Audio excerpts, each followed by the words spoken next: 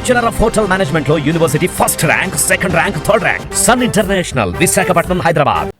కూటమి ప్రభుత్వం ఏర్పడి 30 రోజులు గడవక ముందే ఢిల్లీ వెళ్ళి రాష్ట్రపతి పాలన పెట్టాలి అన్నారు. అక్కడ ధర్నా చేశారు. మళ్ళీ 3 రోజుల క్రితం నేను ఈ రాష్ట్ర పరిస్థితిని దేశం మొత్తం తెలియపరుస్తాను, ఉన్నత న్యాయస్థానాలు తలుపు తడతాను, గవర్నర్ చూస్తూ ఊరుకోకూడదు, చర్యలు తీసుకోవాలి, ఇప్పటికీ డిమాండ్ చేస్తున్నాను రాష్ట్రపతి పాలన పెట్టాలి అనే ఆ డిమాండ్ని ఎలా చూడాలి? ఇవన్నీ 2 నెలలు అయింది ఇప్పుడు కూటమి ప్రభుత్వం ఏర్పడి ఆంధ్రప్రదేశ్లో. 2 నెలల్లో జగన్మోహన్ రెడ్డి గారు చేస్తున్న డిమాండ్లు, జగన్మోహన్ రెడ్డి గారు చెప్తున్న మాటలు, ఆయన చేస్తున్న హెచ్చరికలు చూస్తుంటే ఓ పక్కన నవ్వు వస్తుంది, మరో పక్కన అసహ్యం పడుతుంది. ఏమిటి అసలు వ్యక్తిగా మీరు ఎట్లాంటి వాళ్ళు అవన్నీ పక్కన పెట్టండి. కానీ బట్ ఒక రాష్ట్రానికి, ఆంధ్రప్రదేశ్ లాంటి ఒక పెద్ద రాష్ట్రానికి, ముఖ్యమైన రాష్ట్రానికి ముఖ్యమంత్రిగా పనిచేశారు కదా మీరు 5 ఏళ్ల పాటు. ఎంతో కొంత దాని తాలూకు ఏదో ఒకటి ఉండాలి కదా, మీ దగ్గర మిగలాలి కదా. మాజీ ముఖ్యమంత్రి అని అంటున్నారు కదా మీరే. మాజీ ముఖ్యమంత్రిగా నాకు ఫుల్ భద్రత కావాలని మీరే అడుగుతున్నారు కదా. దానికి సంబంధించి కొంచెం సెంబ్లెన్స్ ఆఫ్ సమ్ డీసెన్సీ ఉండాలా వద్దా?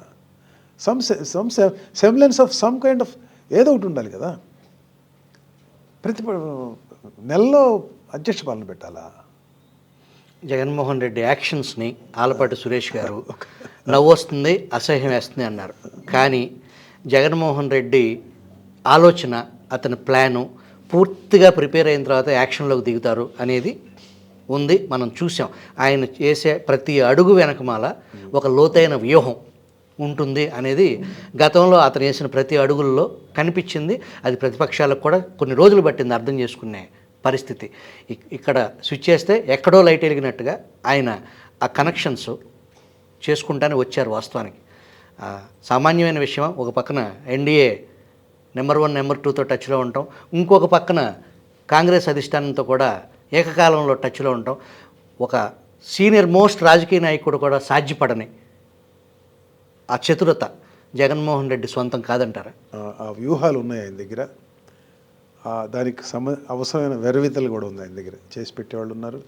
నెట్వర్కింగ్లో జగన్మోహన్ రెడ్డి గారు చుట్టూతో ఉన్న దగ్గర మనుషులు ఎవరైతే ఉన్నారో వాళ్ళు నెట్వర్కింగ్లో చాలా గొప్ప స్కిల్స్ ఉన్న మనుషులు. అందులో నాకేం అనుమానం లేదు, ఏమాత్రం అనుమానం లేదు. అయితే ఇవాళ పాలిస్తున్న చంద్రబాబు నాయుడు గారి ప్రభుత్వం ఏదైతే ఉందో, ఆ ప్రభుత్వం మంచి పనులు చేస్తే మంచి పేరు ఉంటుంది, చెడ్డ పనులు చేస్తే చెడ్డ పేరు మిగులుద్ది. మళ్ళీ అధికారంలో మళ్ళీ ఎన్నికలకు వెళ్ళినప్పుడు చెడ్డ పనులు మరీ ఎక్కువైతే, మిక్కిలిగా చెడ్డ పనులు అయితే ప్రజలు ఓటెయ్యరు. జగన్మోహన్ రెడ్డి గారు ఎట్లా దించేశారో వాళ్ళని కూడా ఎట్లా దించేస్తారు. ఈ లోపు వాళ్ళు ఒక చంద్రబాబు నాయుడిని చూడరు, జగన్మోహన్ రెడ్డిని చూస్తారు. జగన్మోహన్ రెడ్డి గారు ఆయన చేస్తున్న ప్రతి పని, చెప్తున్న ప్రతి మాట ప్రజలు జాగ్రత్తగా గమనిస్తారు. నువ్వు అధికారంలో ఉన్నప్పుడు నువ్వేమేమి చేశావో అవి కనీసం అసలు మొదలు కూడా కాల. కానీ ఆ రీజన్స్ చూపించి నువ్వు ఇప్పుడు జరగని వాటికి, ఉదాహరణకి 36 హత్యలు. ఆ 36 హత్యలు పేర్లు ఇవ్వమని చెప్తున్నావు. ఎవరు చనిపోయారని అది చంద్రబాబు నాయుడు గారి ప్రభుత్వం అడుగుతుంది. వాళ్ళ పేర్లు ఇవ్వండి అంటుంది. ఎవరు చనిపోయారు, ఎవరు హత్యకు గురయ్యారు? రాజకీయ హత్యలట, పైగా 36. అసలు మొత్తం హత్యలే 36 లేవు ఆంధ్రప్రదేశ్లో కొత్త ప్రభుత్వం వచ్చిన తర్వాత. దాన్ని ఏమనాలా? ప్రజలు జగన్మోహన్ రెడ్డి దుష్ప్రచారం చేయడంలో, మిస్ఇన్ఫర్మేషన్, డిస్ఇన్ఫర్మేషన్ స్ప్రెడ్ చేయడంలో జగన్మోహన్ రెడ్డి గారి యంత్రాంగం, జగన్మోహన్ రెడ్డి గారి మీడియా వాళ్ళు నిష్ణాతులు, ఏం అనుమానం లేదు.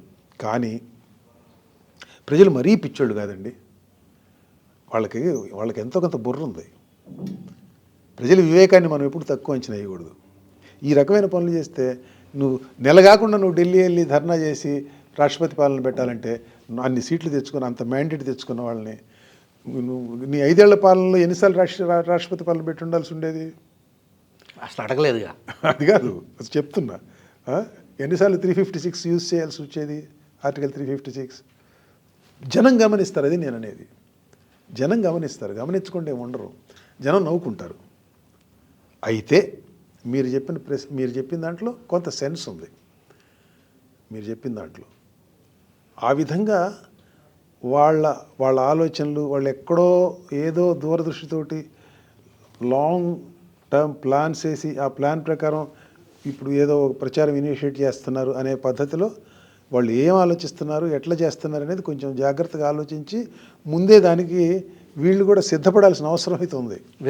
విరుగుడు సిద్ధపడాల్సిన వీళ్ళు జాగ్రత్తగా ఆలోచించి ప్రతిదాన్ని వీళ్ళు సునిశ్చితంగా పరిశీలిస్తూ విరుగుడు ఏమై ఉండొచ్చు ఇది అనేది తెలుసుకోవడం, పలాంది అయి ఉండొచ్చు అనుకుంటే దానికి వీళ్ళు కౌంటర్ ప్లాన్ చేసుకోవడం అనేది ఇటుపక్క కూడా అవసరం ఉంది. అంటే జగన్మోహన్ రెడ్డి గారి గత చరిత్ర, ఆయన పార్టీ 2014-2019 మధ్యలో వాళ్ళు ఏ విధంగా వ్యవహరించారో మనం చూసాం కదా.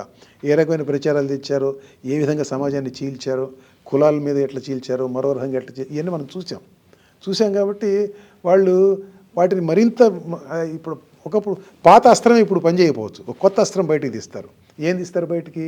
ఇప్పుడు ఈ మాట చెప్పడం, లేకపోతే ఈ పని చేయటం, ఆ కొత్త అస్త్రానికి నాంది ప్రస్తావన, ఇట్లాంటి ఆలోచించాల్సిన అవసరం ఉంది. నిజమే.